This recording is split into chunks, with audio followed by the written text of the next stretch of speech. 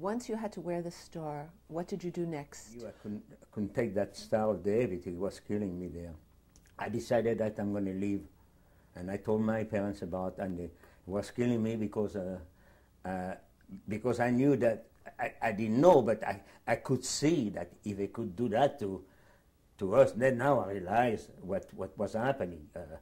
Of course, we didn't know about the camp. We still don't know about the camp and all the atrocity.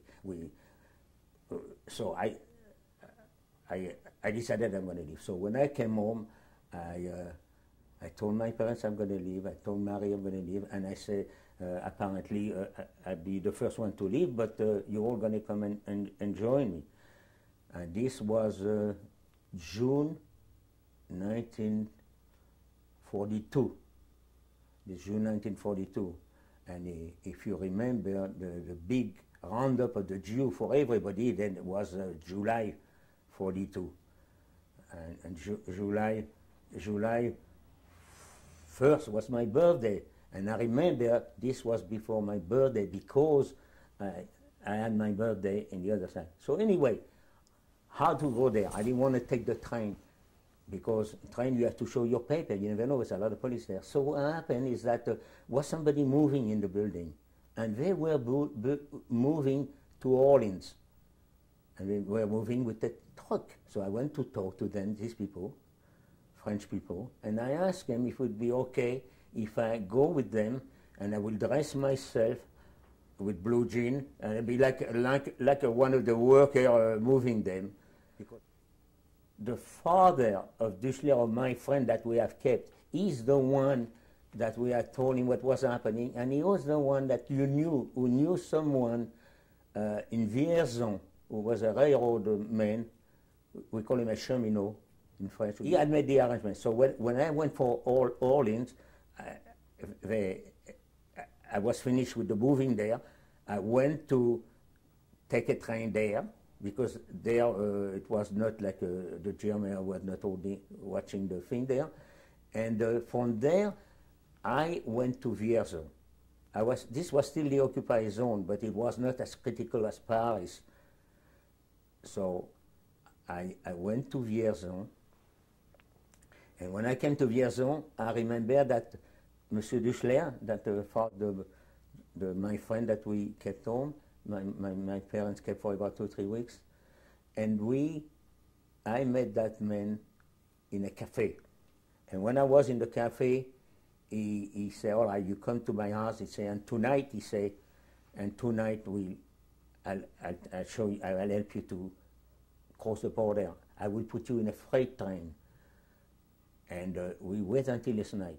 So at night, because I came during the day, so at night, from his house, we went to Vierzon, to the railroad station.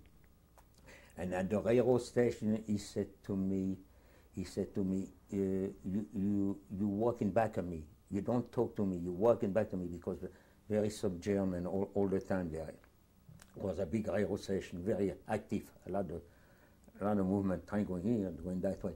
So he said to me, you go to the bathroom and stay in the bathroom, and I will come and talk to you.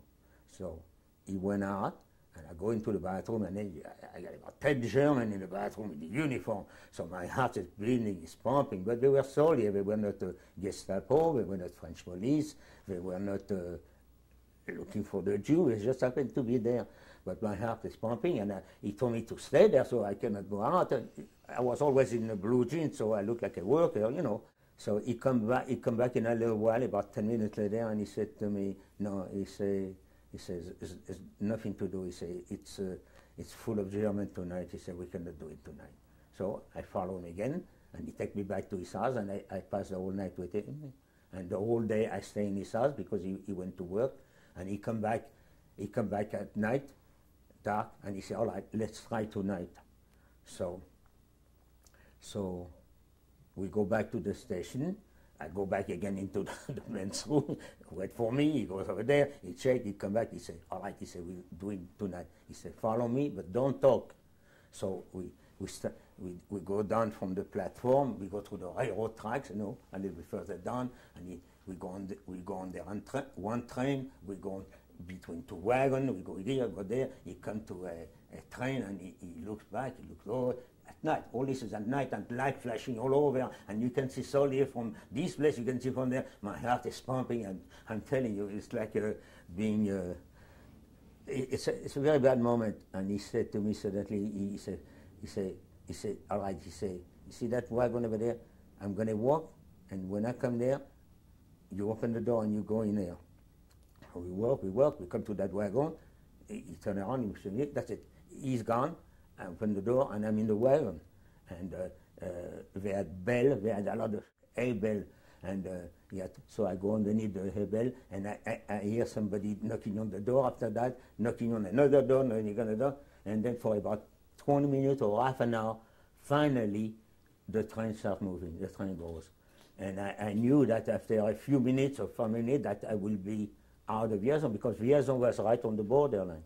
So anyway, I said maybe, I don't know, half an hour, not trying to make no noise. I don't know, maybe somebody else was in there. I don't know, I didn't see anybody, but that's what happened. And when I came into,